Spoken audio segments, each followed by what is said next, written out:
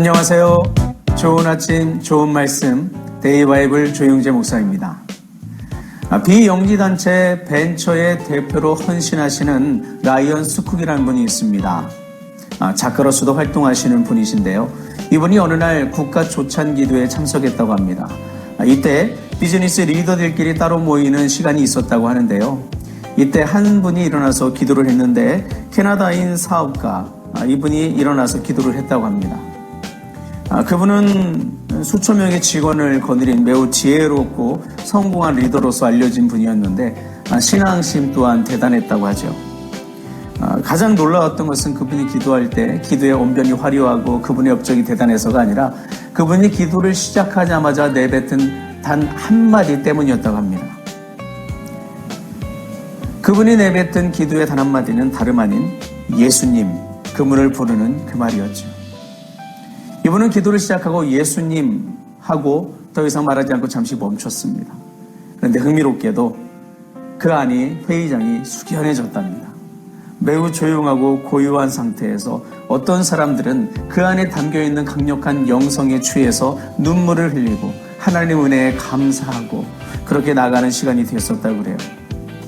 그러면서 이분은 그런 이야기를 해요. 그때 자신이 경험했던 것이 단순히 예수님이라는 그 이름의 단어가 주는 그 감동이 아니라 그 예수님과 함께 동행해온 그 캐나다인 사업가의 그 지난 세월에 점철되어 있는 주님과의 관계성 안에서 나오는 그 사랑의 교제의 힘이 그대로 느껴져서 그것을 경험할 수 있었다라고 고백하는 것을 보게 되었습니다. 예수님이라는 그 말 한마디에 담겨있는 신앙의 여정. 오늘 우리가 삶을 살아갈 때 이런 여정이 우리 가운데 있어야 되지 않을까요? 우리가 예수님을 날마다 부르고 신앙생활을 오래 해오다 보니까 우리 신앙의 중심이 되신 그분께 도리어 우리가 무감각해져 있는 것은 아닐까요? 무뎌진 우리의 영적 감각을 다시 되살리는 시간을 가져야 되지 않을까 이런 생각이 들게 됩니다. 결국 신앙생활의 중심은 예수 그리스도시기 때문이죠.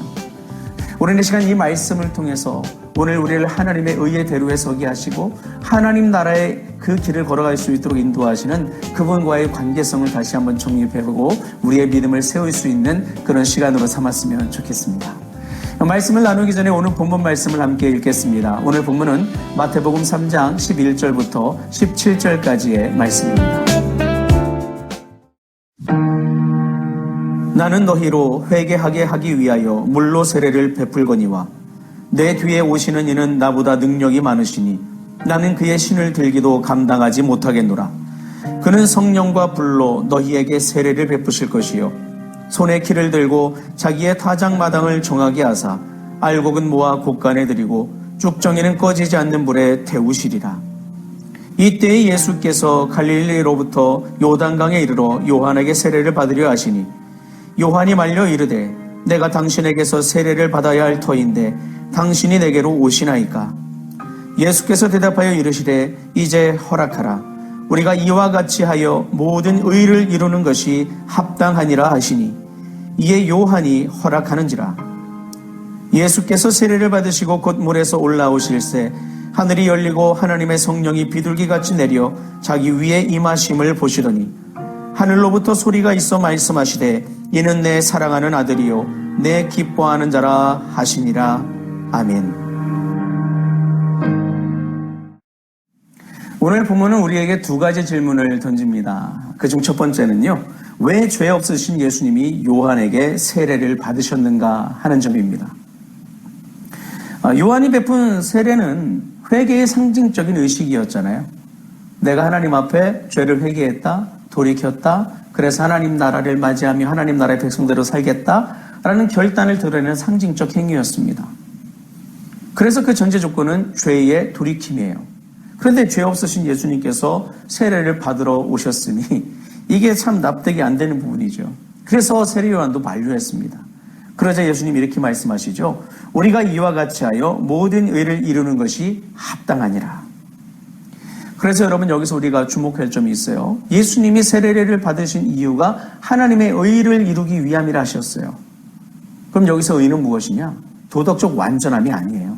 이것은 하나님의 구원 계획에 대한 신실한 순종, 특히 하나님과의 관계 안에서 이루어지는 의를 말합니다. 즉 하나님의 관계 안에서 그분의 신실함 안에서 하나님의 구속의 역사를 이루시고자 했던 예수님의 열망이 여기에서 드러났던 것이죠. 나는 보냄을 받은 자로서 구원을 이룰 구원의 주로서 아버지의 관계 안에서 그 신실함을 이루기 위해서 이 일을 행할 것이다. 내가 오늘 이 일을 하는 것은 마땅한 것이고 반드시 거쳐야 될 그 과정이다. 이걸 주님께서 이야기하고 계신 겁니다. 즉 예수님께서는 죄인이 돼서 세례를 받으신 게 아니라 죄인들과 함께 서고 인간을 대표하시기 위해서 그 세례의 현장에 나오셨던 것이죠. 그래서 오늘 우리는 이것을 좀 더 깊이 알기 위해서 본문의 두 번째 질문으로 갈 수 있어야 됩니다. 그건 뭐냐면 예수님께서 베푸시는 성령과 불의 세례예요. 그동안 이것에 대해서 여러 이야기들이 있었습니다. 성령 세례가 뭐냐, 불 세례가 무엇이냐. 본문의 이 구절을 보게 될 때 성령과 불에 초점이 많이 맞춰졌는데 그렇게 하다 보면은 의미가 어긋날 가능성이 커요. 이 의미를 알기 위해서는 도리어 우리는 세례에 집중해야 돼요. 왜냐하면 지금 요한의 세례와 예수님의 세례가 비교되고 있거든요. 누가 잘했나 그 비교는 아니에요. 예수님의 세례의 의미를 부각시키기 위해서 사실 이것이 비교되고 있는 거거든요. 자, 요한이 물로 세례를 베풀었어요. 예수님은 성령과 불로 세례를 베푸신대요. 그럼 여기서 중요한 건 물, 성령, 불은요, 세례를 이루기 위한 매개체로서 여기서 등장하고 있는 거예요. 매개체는 결국 결과물을 이루기 위한 하나의 도구가 되겠죠. 물론 성령님이 도구라는 의미는 아닙니다. 오해하지 마세요. 그럼 여기서 중요한 건 그럼 뭘까요? 결과를 만들어내는 이 세례예요. 세례에 담겨있는 목적성입니다. 이게 중요하다는 거예요.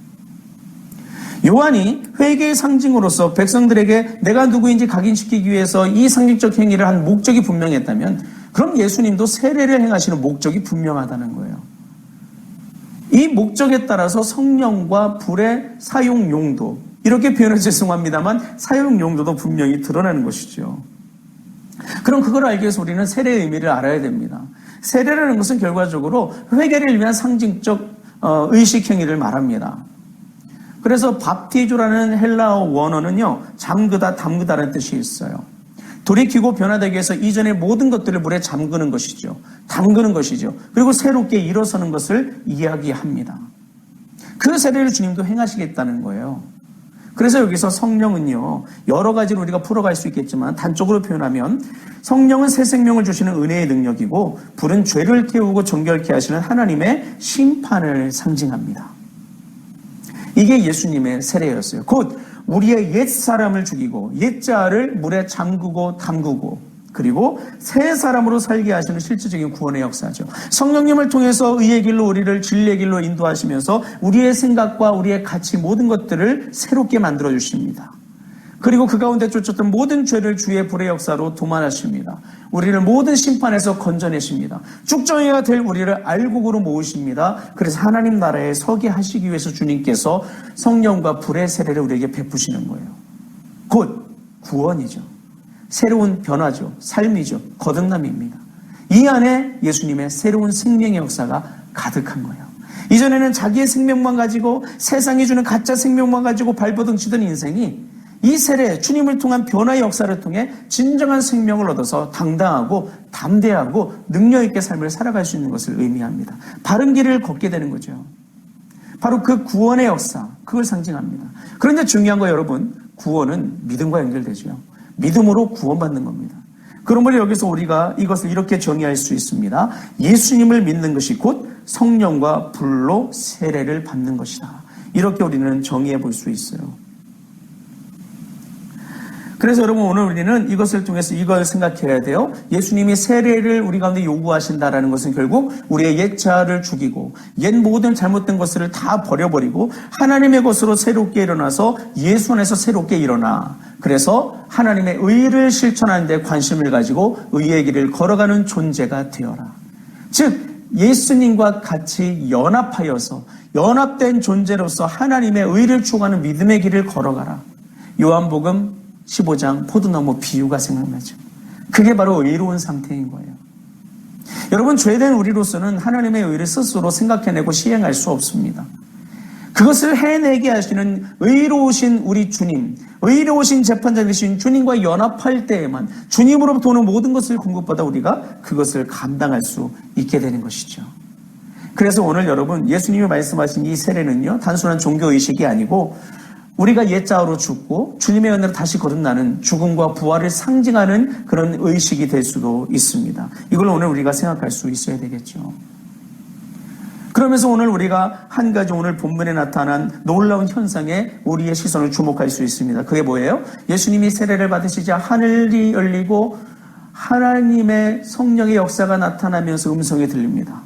그때 음성이 어떻게 들려요? 이는 내 사랑하는 아들이요 내 기뻐하는 자니라 라고 하셨어요. 하늘이 열렸어요. 그리고 하나님의 선언이 나타납니다. 중요한 건 하나님은 선언하시면 선언하신 대로 행하시는 분이라는 거예요. 아들이라 부르셨으면 아들의 역사대로 하나님께서 이끌어 가시겠고 그 아들에게 주신 하나님의 계획을 실행해 내신다는 거예요. 물론 예수님께는 하나님께서 당시 어떤 계획을 두셨어요? 구원주로서의 십자가 사명, 부활 사명을 이루는 그것을 두셨어요. 그리고 그 계획을 정확하게 성취해 내셨습니다. 예수님이 예수님으로서 공생애를 수행할 수 있도록 이끌어 주셨죠. 그럼 중요한 거 한 가지. 예수님이 오늘 이 세례 현장을 우리를 위해서 두셨다고 했잖아요. 우리를 위해서 세례 현장을 서셨어요. 성육신하신 목적이 단순히 십자가만 주시기 위함이 아니라 인간으로 오셔서 인간된 우리가 십자가의 길을 어떻게 걸어가야 될지 몸소 보이셨던 그 본을 보이기 위한 행동이라는 것을 우리가 안다면 이 현장도 그렇게 봐야 돼요. 죄 없으신 주님이 왜 세례를 받으셨느냐? 우리를 위해서 받으신 것이죠. 곧 이 자리도 뭘까요? 너희가 하나님 안에서 의와 연결되고 하나님과 연합된 존재를 추구하며 하나님께서 기뻐하시는 삶을 살고자 결단하면 하늘이 열릴 것이다. 하늘이 열린다는 것은 뭘까요? 하나님이 마음을 여시고 우리 가운데 당신의 계획을 밝히시고 당신의 계획을 하나님이 의지적으로 실행해 나가실 것을 말씀하시는 거예요. 왜요? 예수 그리스도께서만이 주님이 하나님의 아들이 아니시라 요한복음 1장 12절에 따르면 예수님을 영접하는 모두가 하나님의 자녀가 되는 그 특권을 받게 되니까요. 그러므로 여러분, 하나님의 놀라운 사랑과 은혜를 여러분이 받고 누리시며 이 땅에서 하나님의 자녀로서의 삶을 여러분이 살길 원하신다면 주님께 삶을 온전히 맡기십시오. 믿음으로 거듭나기를 구하십시오. 하나님의 의에 관심을 드리고 그 하나님의 의를 이루기 위한 그리스도와의 연합을 추구하십시오. 그렇게 여러분이 주님 안에서 믿음의 삶을 살아가고 하나님 안에서 그 회개의 자리, 세례의 자리, 죽고 다시 사는 자리, 그래서 하늘이 열리는 자리에 여러분이 서게 되면 그 안에서 포도나무에 붙어있는 가지처럼 열매 맺는 삶을 살게 될 줄로 믿습니다. 기도하시겠습니다.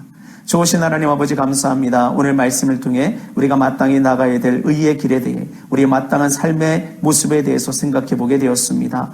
하나님 다른 생각들 내려놓고 하나님 앞에서 우리가 마땅히 취해야 되고 구해야 되고 또한 갈망해야 될 삶의 태도가 무엇인지 우리의 방향성이 무엇인지 다시 한번 생각하게 하시고 하늘을 여시고 우리 가운데 선포하시고 이루어 가신 하나님의 역사를 기대하며 그 하나님이 마음을 여시고 우리를 품고 이루어 나갈 수 있는 믿음의 존재, 그 삶을 이루어갈 수 있는 우리가 되게 하여 주옵소서. 예수 이름 붙들고 그런 삶의 자리에 서서 넉넉히 승리하는 우리 모두가 되게 하여 주옵소서. 그런 삶을 살아갈 수 있는 영성 있는 우리들, 지혜로운 우리들, 강건한 우리들, 주의 삶으로 보호받고 채움받고 고침받고 온전해지는 우리들 될 수 있도록 이 한날 우리와 함께하여 주옵소서. 감사드리며 우리 주 예수 그리스도의 이름으로 기도합니다. 아멘.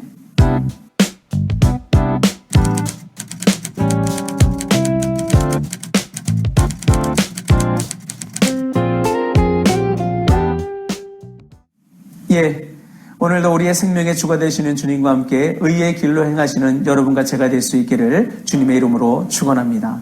주님 안에서 사랑합니다. 그리고 축복합니다.